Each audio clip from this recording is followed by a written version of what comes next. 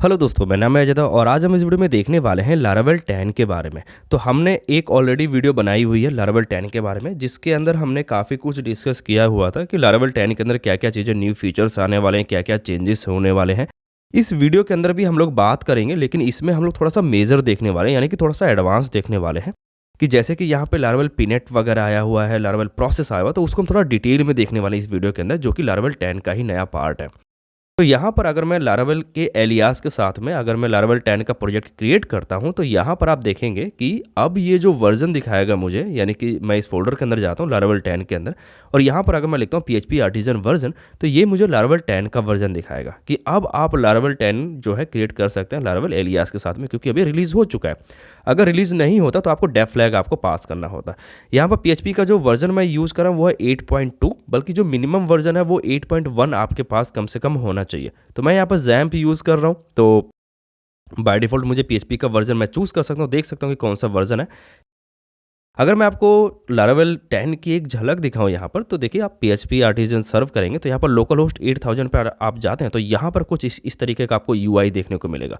तो थोड़ा सा चेंजेस है, और यहाँ पे जो लारावेल के जो बिजनेस पार्टनर्स वगैरह उनकी यहाँ पे लिंक्स वगैरह आप देख सकते हैं। और यहाँ पर अगर मैं इसके डायरेक्टरी स्ट्रक्चर की बात करूँ, तो यहाँ पर आप देखेंगे कि पहले की तरह ही सेम है। और अगर आप इसके डॉक्यूमेंटेशन पर जाते हैं, तो यहाँ पर आपको क्लिक करना रहेगा गेट स्टार्टेड पे, और यहाँ से आप इंस्टॉलेशन वगैरह का देख सकते हैं, बट हमें देखना है इसका रिलीज़ नोट। तो आपको यहाँ पर जाना रहेगा रिलीज़ नोट्स पे, आप इस पर क्लिक कीजिए, तो यहाँ पर आपको देखने को मिलेगा कि लारावेल 10 के साथ में क्या क्या चीज़ें हमें यहाँ पर आने वाली हैं। यहाँ पर वर्जनिंग के बारे में बात की गई है, साथ में सपोर्ट पॉलिसी यहाँ पे दिखाई गई कि क्या क्या चीज़ें यहाँ पे सपोर्टेबल हैं, जैसे कि 10 के साथ में 8.1 और 8.2 यहाँ पर होना चाहिए, यानी कि मिनिमम जो रिक्वायरमेंट है वो है 8.1 की। और यहाँ पर आप लारावेल 10 के बारे में आप थोड़ा बहुत पढ़ सकते हैं कि क्या क्या चीज़ें हैं। और यहाँ पे देखिए बताया गया कि PHP का जो 8.1 है वो है मिनिमम रिक्वायरमेंट, जो कि लारावेल 10 के साथ में होने वाला है। साथ में इन्होंने टाइप्स वगैरह ऐड किए हुए, तो जो भी इनका एग्जिस्टिंग कोड था उसके अंदर अब ये लोग ये कर रहे हैं कि आपको रिस्पॉन्स टाइप आपको यहाँ पर देखने को मिल रहा है कि कोई भी फंक्शन क्या रिस्पॉन्स करने वाला है, किस टाइप का रिस्पॉन्स वो भेजने वाला है, इस चीज़ के बारे में बताया गया। लारावेल पिनेट जो कि यहाँ पर मेजर चीज़ है, अगर आप देखेंगे तो इसका काम क्या होता है कि अगर आप कोई एक फंक्शनैलिटी बनाते हैं और आप उसको चेक करना चाहते हैं प्रोडक्शन वगैरह के अंदर, तो यहाँ पर आपको लारावेल पिनेट आपको हेल्प करने वाला है। पर आप क्या करेंगे कि कुछ सिलेक्टिव यूजर्स को, यानी कि जो आपके टीम के इंटरनली बंदे हैं वही इसको टेस्ट कर सकते हैं और देख सकते हैं, यानी कि ये एक यूज केस है। इसके मल्टीपल यूज केस हो सकते हैं, आप इसको डिफरेंट तरीके से आप यूज़ कर सकते हैं। कोई एक नया फीचर वगैरह तो उसके साथ में आप इसको इंटीग्रेट कर सकते हैं। तो यहाँ पर सबसे पहले आपको कंपोजर के थ्रू इसको इंस्टॉल करना रहेगा, तो मैं यहाँ पर इसको इंस्टॉल कर लेता हूँ, जो कि कंपोजर रिक्वायर लारावेल पिनेट करके, यानी कि सिंपल एक कंपोजर का पैकेज आपको इंस्टॉल करना है।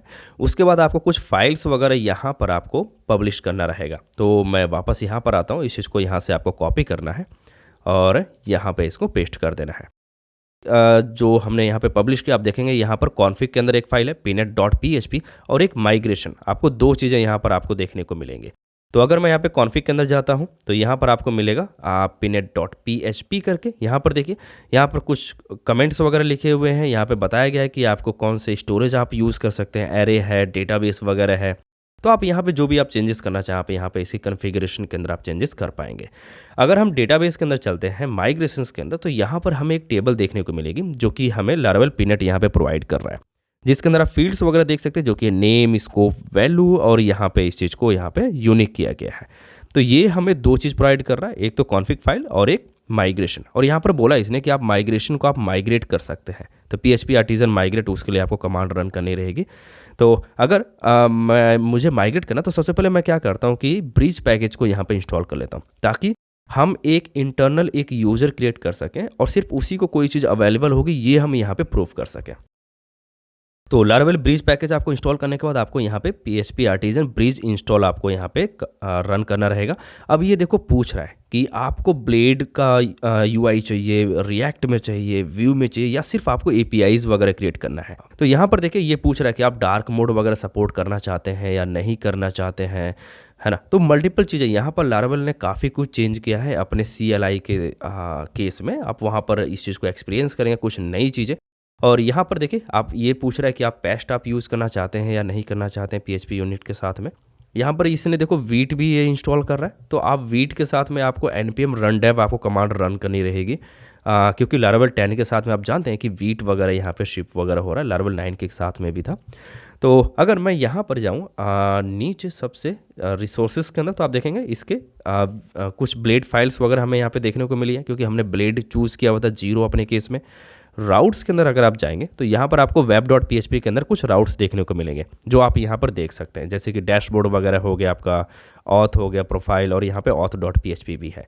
बॉटम में अगर आप जाएंगे तो आपको यहाँ पे वीट कॉन्फ़िग आपको फाइल मिल जाएगी। मैं यहाँ पे वीट कॉन्फ़िग को रन करने के लिए, यानी कि वीट को रन करने के लिए npm run dev एक अलग से पावर शेल में इसको यहाँ पे रन कर देता हूँ। तो अभी देखिए, अभी हम वापस से यहाँ पे रन कर सकते हैं PHP आर्टिजन सर्व, और अगर हम अपने ब्राउज़र पर चलते हैं तो हमें लॉगिन और लॉग आउट का जो राउट है वो हमें यहाँ पे देखने को मिलेगा। देखिए यहाँ पे लॉगिन और रजिस्टर, ये दो चीज़ें आपको यहाँ पे देखने को मिल रही हैं। यहाँ पर आप यूज़र को यहाँ से आप रजिस्टर भी कर सकते हैं। तो सबसे पहले हमें .env के अंदर कन्फिग्रेशन करनी रहेगी, यानी कि जो भी आपके डेटाबेस की चीज़ें हैं। तो यहाँ पर मैंने एक ऑलरेडी डेटाबेस क्रिएट किया हुआ है, जो कि है DB टेस्टिंग करके, और मैं यहाँ से PHP artisan migrate command run कर लेता हूँ, ताकि डेटाबेस के अंदर हमारे पास कुछ चीज़ें यहाँ पे टेबल्स वगैरह हो सके। अब हम वापस से PHP आर्टिजन सर्व करते हैं, अपने ब्राउज़र पर चलते हैं, और यहाँ पर एक यूज़र को हमें यहाँ पे रजिस्टर करना रहेगा। तो अपने केस में हम यहाँ पर test@test.com अपना एक टेस्ट यूज़र यहाँ पे क्रिएट कर लेते हैं, और यहाँ पे पासवर्ड वगैरह डाल देते हैं, और रजिस्टर पे क्लिक करते हैं। तो अब देखिए एक यूज़र हमारा यहाँ पे रजिस्टर हो चुका, जो कि है टेस्ट है। आप यहाँ से प्रोफाइल वगैरह देख सकते हैं उस यूज़र की। तो आपको यहाँ पे कुछ चीज़ें यहाँ पे देखने को मिलेंगी कि आप प्रोफाइल के साथ में कुछ डिलीट वगैरह भी कर सकते हैं, चेंज पासवर्ड वगैरह। अगर मैं वापस से होम पेज पे जाऊं तो यहाँ पर आपको डैशबोर्ड वगैरह देखने को मिलेगा। तो अब हम वापस से आते हैं अपने पीनेट पे कि हमें इसको कैसे यूज़ करना है इस यूज़र के साथ में। तो मान लीजिए ये एक यूज़र है जो कि इंटरनल है। यहाँ पर अगर आपको डेटाबेस के अंदर अगर मैं दिखाऊं, यानी कि PHP माई एडमिन के अंदर, तो यहाँ पर आप देखेंगे फीचर्स टेबल के अंदर कुछ भी नहीं है। तो यहाँ पर आपको फीचर्स पहले आपको डिफाइन करना रहेगा कि फ़ीचर किसके लिए यूज़ हो रहा है, और साथ में क्या आप यूज़ कर रहे हैं, फ़ीचर का नाम क्या है। तो यहाँ पर आप देखेंगे कॉन्फ़िगरेशन के अंदर, तो हमने ऑलरेडी देखा हुआ है। आप ऐप सर्विस प्रोवाइडर के अंदर आप डिफाइन कर सकते हैं। तो यहाँ पर देखिए लिखा हुआ है कि डिफाइन फीचर, आप एक फीचर आप डिफाइन कर सकते हैं, जो कि ऐप सर्विस प्रोवाइडर के अंदर आप डिफाइन कर सकते हैं इस चीज़ को। तो आप हम लोग चलते हैं अपने ऐप सर्विस प्रोवाइडर के अंदर, और यहाँ पर हम लोग ओपन करते हैं प्रोवाइडर्स के अंदर ऐप सर्विस प्रोवाइडर, और यहाँ पे बूट मेथड के अंदर आप जो भी चेंजेस करना चाहें तो आप चेंज करेंगे। तो यहाँ से मैं इसके कोड को यहाँ से कॉपी कर लेता हूँ, और मैं यहाँ पर इस चीज़ को पेस्ट कर देता हूँ। तो यहाँ पर आप देखेंगे आपको कुछ मॉडल्स वगैरह मिले हैं, कुछ सर्विस प्रोवाइडर यहाँ पे 2 बार यूज हुआ, तो इसको मैं हटा देता हूँ। यहाँ पे फीचर नाम से आपको एक क्लास मिली हुई है, तो इसी फीचर नाम के क्लास से आप जो है एक फीचर डिफाइन कर सकते हैं। तो यहाँ पर देखिए इन्होंने एक फीचर डिफाइन किया हुआ है, जो कि है न्यू API के नाम से। तो मान लीजिए कोई एक आप नई API बनाना चाहते हैं, और आप उसको टेस्ट करना चाहते हैं प्रोडक्शन के अंदर। तो आप वो चाहते हैं कि जो यूज़र है, जो हमारा इंटरनल टीम का मेंबर होगा, यानी कि जो हमारा एम्प्लॉय होगा एक तरह से, या कलीग होगा, वही इसको चेक कर पाए। तो उसके लिए आपको क्या करना रहेगा कि मॉडल के अंदर जाना रहेगा, और यहाँ पर आपको बताना रहेगा कि यूज़र मॉडल के अंदर एक रिलेशनशिप है, जो कि है इज़ इंटरनल टीम मेंबर, कि क्या जो बंदा है वो इंटरनल बंदा है या नहीं है, या बाहर का है। तो यहाँ पर आप इसको बाय डिफ़ॉल्ट आप यहाँ पे ट्रू कर सकते हैं कि हाँ जो भी बंदा है यहाँ पे वो एक इंटरनल है। यानी कि आप इसको डेटाबेस से लाओगे। वैसे अगर कायदे से देखा जाए तो आपको यूजर्स टेबल के अंदर आपको डिफाइन करना रहेगा, और वहाँ से आप इसको रिटर्न करेंगे कि वो टीम का मेंबर है या नहीं है। बट हम यहाँ पे अभी के लिए यहीं पर हम लोग डिफाइन कर देते हैं कुछ फंक्शंस, बट ये आपको डेटाबेस के अंदर करना रहेगा। तो यहाँ पर 2 चीज़ हमने यहाँ पे फंक्शंस डिफाइन कर दिए, जो कि है एक इज हाई ट्रैफिक कस्टमर्स करके, और एक इज इंटरनल टीम मेंबर, यानी कि 2 चीज़ें। अब इन दोनों चीज़ों को आपको क्या करना रहेगा कि अगर आप यहाँ पर मैं इसको रिफ्रेश करूँ और यहाँ पे फीचर्स टेबल के अंदर जाऊँ, तो यहाँ पर देखिए कुछ भी चेंजेस देखने को नहीं मिला, है ना। ऐसा इसीलिए क्योंकि हमने चेक ही नहीं किया कि क्या फीचर एक्टिव है या नहीं है। इसकी वजह से यहाँ पर कोई भी एंट्री आपको देखने को नहीं मिल रही है। अब अगर आप नीचे जाएंगे तो यहाँ पर ये बताएगा कि आपको कैसे चेक करना है किसी एक फीचर को। बताया हुआ कि आप किस तरीके से न्यू API आप क्रिएट कर सकते हैं, एक क्लास बेस्ड फीचर, जो कि ऐप सर्विस प्रोवाइडर के अंदर आपको नहीं डिफाइन करना रहेगा। बट अभी हम इसको यूज़ के बारे में देखते हैं। तो यहाँ पर आप कुछ इस तरीके से आप यूज़ कर पाएंगे। तो देखिए इसने बोला है कि आप यहाँ पे चेक कर सकते हैं एक एक्टिव मेथड के थ्रू, यानी कि फीचर जो आपकी क्लास है उसके साथ में आपको एक एक्टिव स्टैटिक मेथड आपको मिलता है, उसके साथ में आप यहाँ पे चेक कर सकते हैं। तो हम लोग यहाँ पे web.php के अंदर ही चेक कर लेते हैं, ऐसा करते हैं। और यहाँ पे हम लोग क्या करेंगे, इसको इंपोर्ट कर लेंगे टॉप पर। तो यहाँ पर इंपोर्ट कर लिया हमने, और अब हम इस चीज़ को यहाँ पर डिफाइन करेंगे, जो भी हमारा एक्टिव फीचर्स करके था इसको हम यहाँ पे चेक करेंगे कि क्या यूज़र के केस में एक्टिव है या नहीं है। तो यहाँ पर हमने चेक किया कि फीचर एक्टिवेट और न्यू एपीआई। तो यहाँ पर हमने इसको एक्टिवेट कर लिया कि भाई जो भी हमारा न्यू फीचर है वो इस एपीआई के साथ में एक्टिवेटेड है या नहीं है इस यूज़र के साथ में। तो हमने यहाँ पे लिखा कि yes this feature is activate for this user, ठीक है, क्योंकि वो जो भी यूज़र लॉग्ड इन होगा फिलहाल के लिए वो सभी के लिए रहेगा। अदरवाइज़ हमें वहाँ पे टीम मेंबर के अंदर फॉल्स अगर हम रिटर्न करते तो हमें कुछ अलग दिखता। तो अब देखिए यहाँ पर आ रहा है कि yes this feature is activated for the user, और अगर मैं इसको यहाँ पर रिफ्रेश करता हूँ तो यहाँ पर आपको एक एंट्री देखने को मिलेगी। देखिए यहाँ पर आ रहा है नेम जो कि न्यू एपीआई, स्कोप में यूज़र 1 है और वहाँ पर ट्रू आ रहा है ना। तो ये जो एंट्री हमारी हुई है वो यहाँ पर सबसे पहले उसने इस एपीआई को चेक किया, यूज़र को चेक किया, फिर उसने चेक किया कि क्या ये यूज़र इंटरनल टीम मेंबर है। अगर वो ट्रू होता है तो फिर ठीक है ना, वो जो चेक करेगा कि यहाँ पे इंटरनल टीम मेंबर है या नहीं है, और अगर नहीं होता तो उस केस में वहाँ पर एंट्री नहीं करेगा। तो यहाँ पर आपको डेटाबेस में डालना रहेगा कि क्या कोई टीम का मेंबर है या नहीं है, तो उसके हिसाब से ये वर्क करेगा। बट फिलहाल के लिए हमने यहाँ पे देख लिया कि किस तरीके से हम एक न्यू फीचर को यहाँ पे चेक कर सकते हैं किसी एक यूज़र के लिए।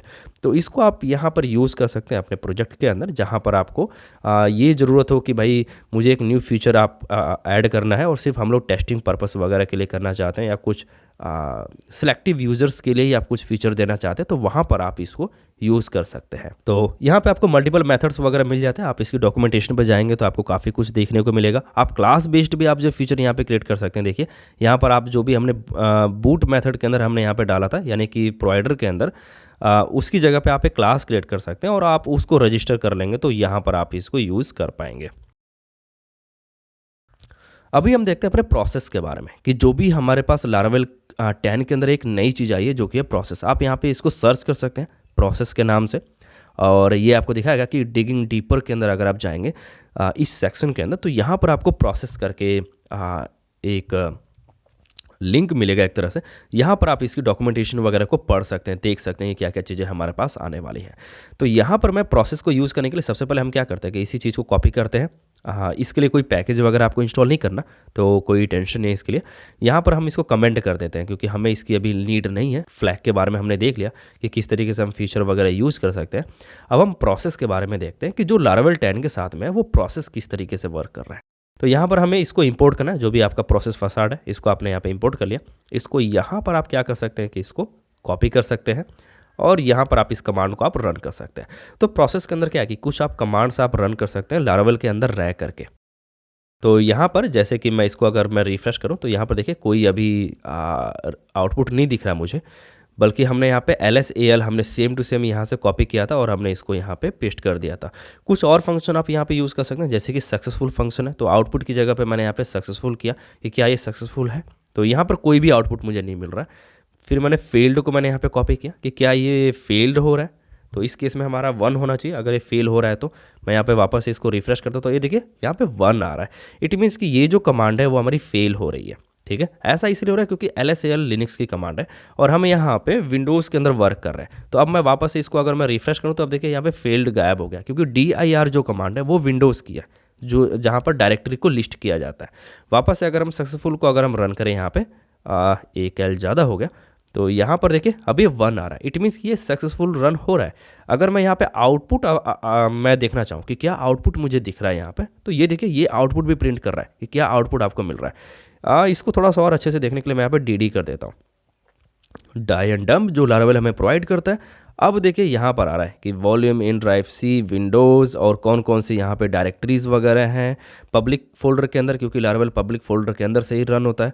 और यहाँ पे .htaccess index.php ये सारी फाइल्स आपको दिख रही हैं जो आपको पब्लिक फोल्डर के अंदर आपको देखने को यूजली मिलती हैं। तो यहाँ पर आप देखेंगे जो कि है आपकी जो भी फाइल्स वगैरह हैं वो सारा कुछ आपको यहाँ पर देखने को मिल रहा है। बिल्ड फोल्डर भी है। तो इस तरीके से आप क्या कर सकते हैं कि आप कमांड आप रन कर सकते हैं अपने लारावेल के अंदर, जो कि प्रोसेस फसाड के थ्रू ये अब ये पॉसिबल हो चुका है। तो यहाँ पर देखिए अगर मैं यहाँ पे चाहूँ कि मुझे पेरेंट डायरेक्टरी में जा कर के कुछ रन करना है, तो यहाँ पर मान लीजिए कि मैंने यहाँ पे डायरेक्टरी दिया कि path dir और मैं वापस ऊपर जाना चाहता हूँ। लेट से मैं 2 कदम ऊपर चला गया, तो यहाँ पर अगर मैं इसको रिफ्रेश करता हूँ तो आप देखिए यहाँ पे आ रहा है कि .env फाइल है आपकी, app folder, config folder, routes folder, ये सारे फोल्डर आपको यहाँ पर देखने को मिल रहे हैं। यानी कि 2 स्टेप मैं ऊपर चला गया। अगर मैं 1 स्टेप और ऊपर चले जाता हूँ तो यहाँ पर मुझे लारावेल 10 जो मेरा फोल्डर है वो मुझे यहाँ पे देखने को मिल रहा है। तो आप इस तरीके से आप जब प्रोसेस जो है आप फसाड आप यूज़ कर सकते हैं किसी बैश फाइल को रन करने के लिए। तो मान लीजिए कोई एक बैश फाइल है जिसे आप रन करना चाहते हैं, तो आप यहाँ पर इंटरनली आप लारावेल के अंदर जा करके आप वहाँ से इसको रन कर सकते हैं।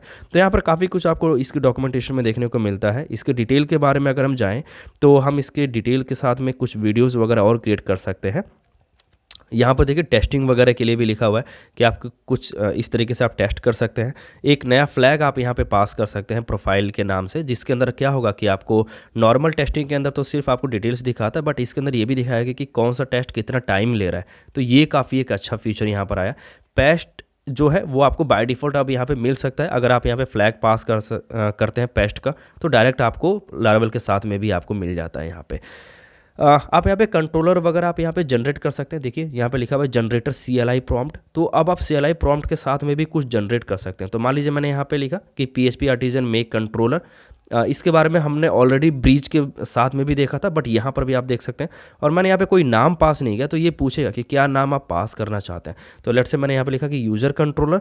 फिर ये पूछता है कि आप जो कंट्रोलर है वो आप किस टाइप का आप रखना चाहते हैं, एम्प्टी रखना चाहते हैं, API टाइप का है, इन्वोकेबल है, या रिसोर्स टाइप का आप बनाना चाहते हैं, या एक सिर्फ सिंगलटन है। तो यहाँ पर आप उसके नाम भी पास कर सकते हैं। तो मान लीजिए मैंने यहाँ पे 1 डाला जो कि है API। तो अब ये पूछ रहा है कि इस कंट्रोलर के साथ में कोई एक मॉडल है, तो उसका आप नाम बताइए। तो यहाँ पर आप मॉडल का नाम भी आप पास कर सकते हैं, जो कि अपने केस में यूज़र मॉडल है ना। तो अगर आप यहाँ पे जाएंगे HTTP फोल्डर के अंदर ऐप HTTP कंट्रोलर्स, तो यहाँ पर आपको मिलेगा यूज़र कंट्रोलर। और आप देखेंगे कि यहाँ पे रिस्पॉन्स जो कि है टाइप ही उन्होंने डिफाइन किया, और साथ में यूज़र जो मॉडल है वो भी यहाँ पे आपका इंपोर्टेड है। तो ये कुछ नए फीचर हैं जो कि लारावेल के साथ में जो आपको काफ़ी हेल्पफुल हो सकते हैं। साथ में होराइजन जो है वो थोड़ा सा नए तरीके से यहाँ पर आएगा, होराइजन और टेलीस्कोप। तो हम यहाँ पे क्या करते हैं कि होराइजन को यहाँ पे इंस्टॉल करके एक बार देख लेते हैं कि क्या क्या चीज़ें यहाँ पे नया UI जो आपको देखने को मिल रहा है वो आप किस तरीके से कर सकते हैं। तो आप यहाँ पे simple composer require Laravel horizon आप यहाँ पे पेस्ट कर सकते हैं। अगर ये एरर दे रहा है तो आप इग्नोर फ्लैग आप यहाँ पे पास कर सकते हैं। जैसे कि मेरे केस में यहाँ पे एरर दे रहा है, जो कि सिस्टम के अंदर कुछ रिक्वायरमेंट वगैरह नहीं हो पा रही, विंडोज़ के साथ में थोड़ा सा दिक्कत करता है। तो आप यहाँ पर डाल सकते हैं इग्नोर प्लेटफॉर्म रिक्वेस्ट, है ना। तो कंपोजर जब आप कोई भी पैकेज आप इंस्टॉल करते हैं, अगर उसके साथ में कुछ सिस्टम की रिक्वायरमेंट मांगा है और आप चाहते हैं उसको सिर्फ इग्नोर करना, जो कि गलत बात है, बट आप इसको इग्नोर कर सकते हैं फिलहाल के लिए, क्योंकि हम टेस्टिंग फेज़ के अंदर है, तो हम कोई प्रोडक्शन के अंदर नहीं है। वापस से अगर मैं यहाँ पे होराइजन को अगर मैं इंस्टॉल करूँ, तो मैं यहाँ पर लिखूँगा PHP आर्टिजन होराइजन इंस्टॉल, और ये यहाँ पर इंस्टॉल हो चुका है। तो सारी फाइल्स इन्होंने पब्लिश कर दी है, जो कि आप जा करके इंटरनली आप चेक भी कर सकते हैं। और यहाँ पर अगर मैं PHP आर्टिजन सर्व करके यहाँ पर अगर मैं लिखता हूँ होराइजन, तो अब देखिए यहाँ पे एक नया UI आपको देखने को मिलेगा जो काफ़ी कूल लग रहा है। यहाँ पे आप इसके साथ में देख सकते हैं क्या क्या चीज़ें आई हैं जो आप मॉनिटरिंग वगैरह करना चाहते हैं। साथ में आप एक नया फीचर देखेंगे जो कि है पासवर्ड का, जो हमने अपनी पिछली वीडियो के अंदर डिस्कस नहीं किया हुआ था। तो इसके साथ में आप क्या कर सकते हैं कि आप यहाँ पे पासवर्ड आप यहाँ पे पास कर सकते हैं, जो कि मैंने यहाँ पे लिखा देखिए STR, और यहाँ पे पासवर्ड आप यहाँ पे लेंथ पास कर सकते हैं। तो मान लीजिए मेरे केस में 12 है, तो अब ये 12 डिजिट का एक जो है पासवर्ड यहाँ पे जनरेट करके दे देगा। मैं यहाँ पर इसे को वापस से होम पेज पे जाता हूँ, तो आप देखिए यहाँ पे 12 डिजिट का आपको एक रैंडम पासवर्ड ये आपको जनरेट करके दे देगा। तो अगर आपको एक सिक्योर पासवर्ड अगर आप चाहते हैं, तो यहाँ पर आप इसको पास करके सिंपली आप यहाँ पे जनरेट कर सकते हैं। देखिए यहाँ पर इस तरीके से 60 डिजिट्स का। आई होप कि आपको वीडियो अच्छी लगी होगी। यदि इससे रिलेटेड कोई क्वेश्चन है आपके मन में, तो आप कमेंट सेक्शन में लिखिए, मैं उसको जो जवाब दूंगा। मिलते हैं वीडियो में, तब तक के लिए बाय बाय।